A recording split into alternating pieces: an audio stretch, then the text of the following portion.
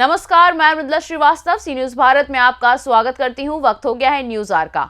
बिहार के छपरा में जहरीली शराब पीने से हुई दर्जनों मृत्यु पर प्रशांत किशोर ने प्रेस कॉन्फ्रेंस कर दुख व्यक्त किया और शराबबंदी को एक विफल योजना बताते हुए इसे 48 घंटे के भीतर रद्द करने की मांग की।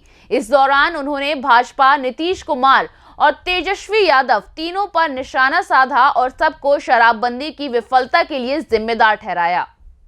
छपरा में जो शराब कांड हुआ है उस पर आपके दुखद है। इससे ज्यादा दुखद और क्या घटना हो सकती है। किसी सरकार की गलत नीति की वजह से अकारण इतने लोगों की जान जाना। लेकिन अगर आप लोगों ने ध्यान दिया होगा तो शराबबंदी पर सबसे पहला इनके विरोध में मुखर आवाज मैंने उठाई है। जब से मैं आया हूं तब से बोल रहा हूं।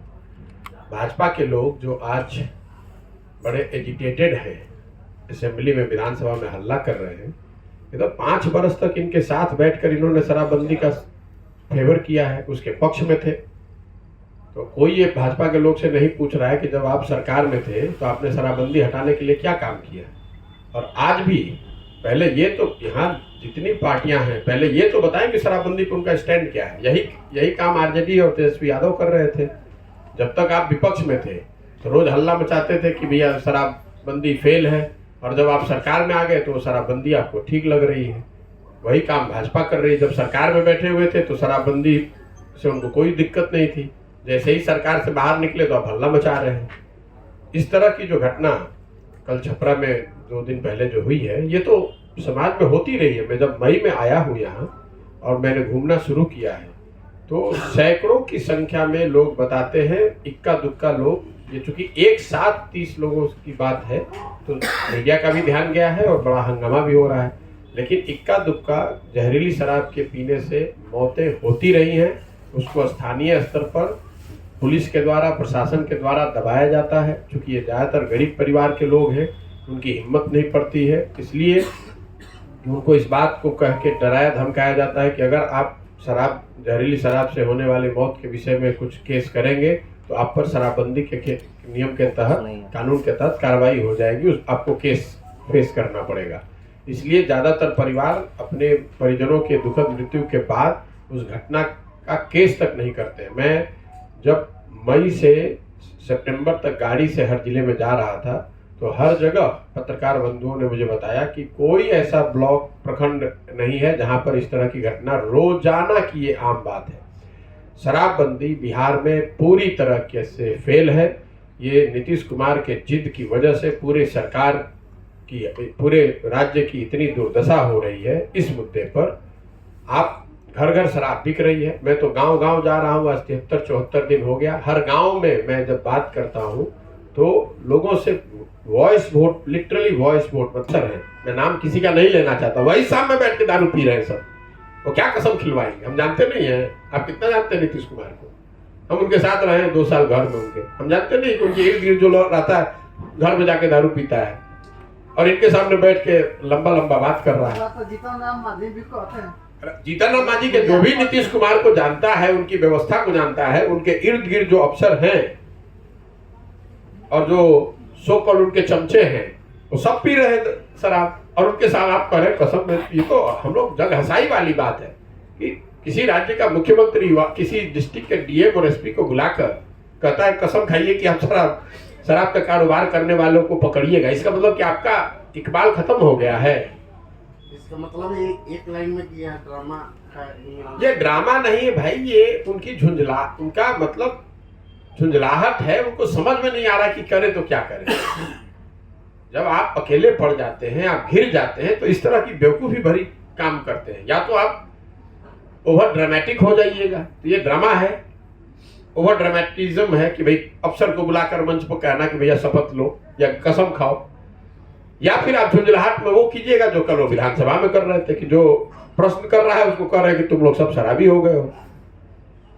लेकिन नीतीश कुमार के साथ साथ तेजस्वी और खासकर भाजपा, ये भाजपाई जो है, ये 5 वर्ष इस शराबबंदी के कानून को बनाने, चलाने और इसके सारी इससे जुड़ी कुव्यवस्था के बराबर के भागीदार रहे। और आज ये सवाल उठा रहे हैं। सुशील मोदी से पूछिए कहां थे ये आदमी उप मुख्यमंत्री थे, जो उप मुख्यमंत्री थे, कैबिनेट में सारे मंत्री आपके थे, सारे मंत्री बीजेपी के थे, तो उनसे आप लोग क्यों नहीं पूछ रहे हैं? इन पर भी तो ये जो लोगों की नाहक जान गई है, ये इन पर भी जाएगा। ये भी तो सरकार के हिस्सा थे। 1 साल में, अभी तो 2 महीना पहले 3 महीना पहले ही पहुंचे हैं भाई। 3 महीना पहले तक तो इसी शराबबंदी का डुगडुगी बजा रहे थे। ये क्या बात करेंगे? एक अंतिम नहीं यार, हाँ वही तो विधानसभा में सर्वसम्मति से पारित तो सर्वसम्मति से आपने पारित किया है, तो आप मैं कह रहा हूं कि बिहार में मैं मई से आया और पहले दिन से मैं कह रहा हूं, इन जैसे लोगों के प्रश्नों के बावजूद ये कह रहा हूं कि बिल्कुल शराबबंदी के विरोध में मैं एकदम चाहता हूं कि शराबबंदी यहाँ से हटाई जाए। मुझे कोई इसकी चिंता है। कौन नहीं कर रहा शराबबंदी पर टिप्पणी? कौन नहीं कर रहा है? जिसको वही डर है वोट का कि हमको महिला वोट नहीं देगी, हमको पुरुष वोट नहीं देगा। मुझे कोई वोट की बात नहीं है। ये समाज के हक में नहीं है, बिहार के हक में नहीं है, ना बिहार की इकोनॉमी गए हैं उस दिशा में।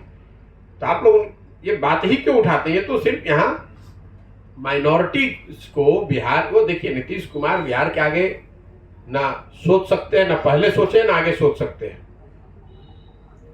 जब देश उनको उस भूमिका में देखना चाहता था 2015-16 में, या देख सकता था, तब तो वो भाग के भाजपा की गोद में बैठ गए, इसलिए कि उनको डर था कि यूपी चुनाव हारने के बाद, जब यूपी में भाजपा की बड़ी जीत हुई 2017 में, तो 6 महीना उस डर से नीतीश कुमार भाग कर चले गए एनडीए में कि कहीं बिहार में भी ऐसा ना हो जाए। उनको उनकी सारी जो आज सोच है वो इतनी है कि बिहार में हम किसी तरह चीफ मिनिस्टर जितने समय तक बने रह सके वो बने रहे। और आपने कहा 25 में तेजस्वी यादव का, ये क्या नीतीश कुमार का राजतंत्र है क्या बिहार? और 25 क्यों? अभी दे दीजिए तेजस्वी को, उसमें दिक्कत क्या है? मैं तो ये मांग कर रहा हूं नीतीश कुमार से कि भाई आप 25 तक क्यों इंतजार कर रहे हैं? आप तेजस्वी यादव को अभी मुख्यमंत्री बना दीजिए, ताकि जनता ये भी देख सके, जनता के पास बेहतर ऑप्शन होगा कि आप 3 साल जनता देख पाएगी कि कितनी बढ़िया ये सरकार चलाए हैं, ताकि जब 25 में उनके नेतृत्व में चुनाव लड़ा जाए तो जनता के पास वो एक रेफरेंस पॉइंट रहेगा, एक आधार रहेगा कि भाई 3 साल इन्होंने कैसी अच्छी सरकार चलाई है। तो नीतीश कुमार जी से या आप इसको हेडलाइन ही बना लीजिएगा, मेरा अनुरोध है कि तेजस्वी को, चूंकि उन्होंने कहा है कि 25 में उनके नेतृत्व में चुनाव लड़ा जाएगा, तो 25 तक इंतजार नहीं करना चाहिए। अभी मुख्यमंत्री का पद जो है वो तेजस्वी यादव को दे देना चाहिए, ताकि जनता के पास ये अधिकार, अवसर रहे कि वो देखे कि तेजस्वी यादव कितनी काबिलियत से बिहार को चलाते हैं।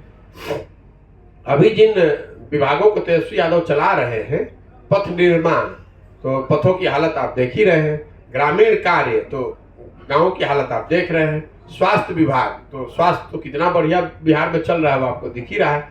तो मेरे जैसे लोगों की तो बस ये हाथ जोड़ के आग्रह है नीतीश कुमार से कि अपना पद छोड़ दीजिए, तेजस्वी यादव को बना दीजिए मुख्यमंत्री। वो बनना भी चाहते हैं और आप बनाना भी चाहते हैं, तो रोक कौन रहा है?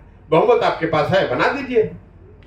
नीतीश कुमार किसी को कुछ नहीं बनाना चाहते हैं, वो अपने उस चेयर पर बैठे रहना चाहते हैं और कुछ नहीं है उनके। ऐसी घटना नहीं हो। पुनरावृत्ति शराबबंदी को अगले 48 घंटे के अंदर इस कानून को वापस लेना चाहिए और शराब बिके न बिके, क्या किया जाए, उस पर एक नया प्रोग्रेसिव लेजिस्लेशन बिहार में नया कानून बनाया जाना चाहिए, जिसमें शराब को लेकर पहले इन्होंने क्या किया, अपने पहले 2 टर्म में गांव-गांव में शराब की दुकान खुलवा दिए पंचायत स्तर पे।